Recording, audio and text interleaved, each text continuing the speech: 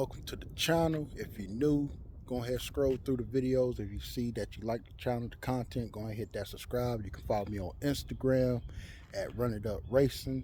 Also got a Snapchat. I put everything at the bottom of the screen so you can see. And let's go ahead and get into it. So before we go inside and look at the wiring, or before I show y'all the wiring that I got done so far, I'm still not done yet, but I do want to show y'all this right here. This is a book that I put together to pretty much just help out with the car whenever I get it back going. That's just like track logs and stuff, but this is what I want to show y'all. Whenever I started wiring this car, went ahead and made me out a wiring diagram. So pretty much, matter of fact, let's go to the inside so I can break it down for you. All right, so now we're on the inside. See, I got my relay panel back in the car, and as you can see, I got all my relays labeled. And then up here, I got all my connectors labeled that goes to each relay. All right, so the way I'm gonna break this down so it's easy to understand, and I did it like this so that way I can wire the car outside the car, because it was cold, still is cold. But anyway, here I got PED1, and I just come up with just some type of variation so that way I can identify which pin is what. So up here at the top, PED1, got B starter, 12 gauge wire, and it's purple. And then it's a 30 amp fuse. Then A ignition, pink wire, 10 amp fuse. And like I said, it just correlates with everything, with all my connectors. So I did that just to make it easy on myself for wiring. Once I figured out how the Dutch connectors work, because I never used them before. So we'll flip to the next page. Here I got my rocker switch. All right, so it says P6. So that one is in the back, which is right there. Now it's already wired up, and since I'm gonna be redoing my dash, I already got everything wired up. And then as you can see here, they're numbered, and then them same numbers, you won't be able to see it on this, but behind this cover here, each pin has a number on it, and it correlates to that right there. So, and it's the same thing on that pin up there, the female side of this, which comes directly from the relays, which is all the white wires. All right, so I just made it real easy so that way I can wire it easily. So that's that. But as you guys can see, I said all my relays is labeled for what's what. Got all my fuses over here.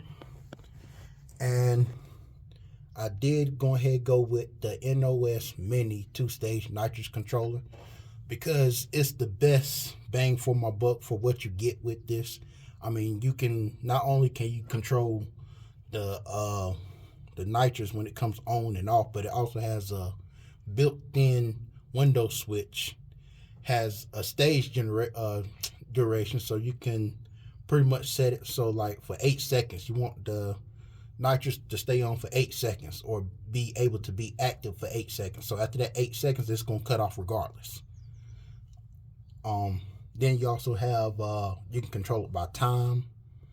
So I mean, it's just the best bang for the buck, versus if I would have went with the Nitrous Express Mini, it would just be percentage of to ramp it in from half a second all the way up to 4.5 seconds, which I can do this with this right here. Also, it also has a touchscreen. The touchscreen is in the house.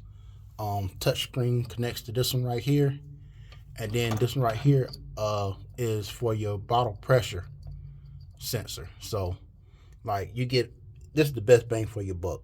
I mean, versus paying $150 for just the NOS. I mean, the Nitrous Express Easy.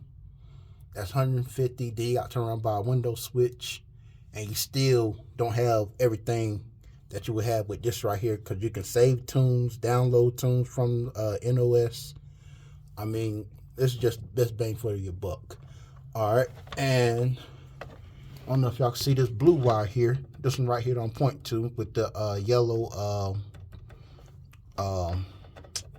connector on it right here.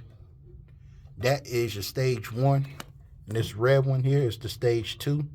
They're both coming out of the Nitrous controller. So that's the way that works. But yeah, this right here is I like the way it's going. I'm still not done yet. As you can see, my wire is running. That yellow wire is going to my fuel pump for the standalone unit. So let's go ahead and go up front and check that out.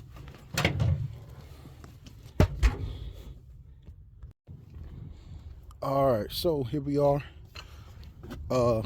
Here's my standalone fuel cell here. This fuel pump, this is a Holly Blue fuel pump. It used to control the motor, but now I have switched it to control the fuel side of the nitrous system. There's my fuel solenoid right there. I also have my fuel pressure safety switch, so that way if it drops below 5 psi, but it also has an adjustable knob in here where you can adjust the pressure. Remove this little rubber boot here, and it's a knob down in there, like a little hex piece down in there. You can see it. You can adjust your pressure there. So that's that. But yeah, so that's what we got for this. And I went ahead and switched to a mechanical fuel pump for the motor, which that should be plenty. Then we can go ahead and go on. You can see how I got my wiring ran for the nitrous. It ties into the full throttle switch here, and then down at the bottom is my alternator wire. Everything's all loomed up besides this little bit here. I mean, really ain't no need to. I just gotta clip the ends of them zip ties there, but still gotta loom. I'm gonna loom this little piece right here up though, cause I don't want that rubbing inside there. I might just tuck it inside that alternator wire loom there. I don't know yet, but yeah.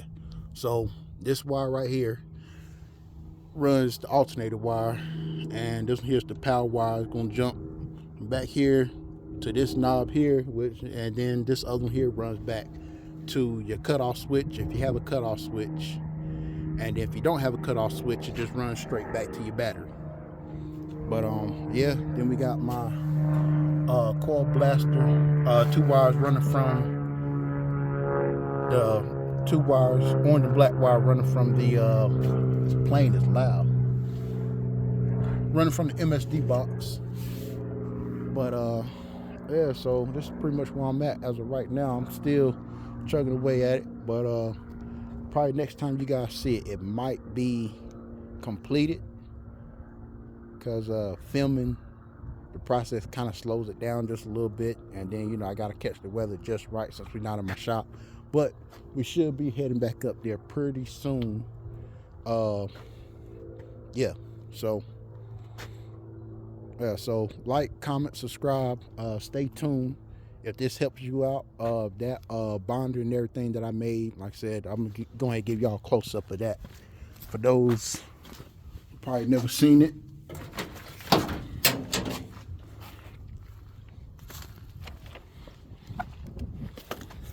so like I said,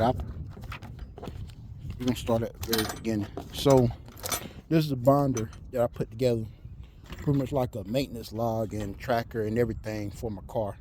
Like I said, I got labeled as track logs, you know, everything dealing with the car, combination, everything. Then here, you know, you got your gear ratio, maintenance log here. Then on the next page, if I can get it flipped, then you got, you know, how it looks, race log here, the track, time of day, lane, tire pressure, you know, and so on and so on. Yeah, I just downloaded this off the internet and printed it out. So, you know, I got that for whenever I go to the track. And then, you know, the draggy log is going, you know, making excited starts on the street or whatever, however you want to put it. Then, you know, I got my wiring diagram. You guys just seen that. Instructions, you know, for my Nitrous Express, and then the Nitrous controller. Then, you know, expense tracker and everything to keep up with how much, you know, everything's costing, even though I really don't want to know, but I'm curious. So, but yeah, that's just my bonding and everything I got to keep up with the car. But like, comment, subscribe if you find any of this helpful. Go ahead and share it. More videos coming.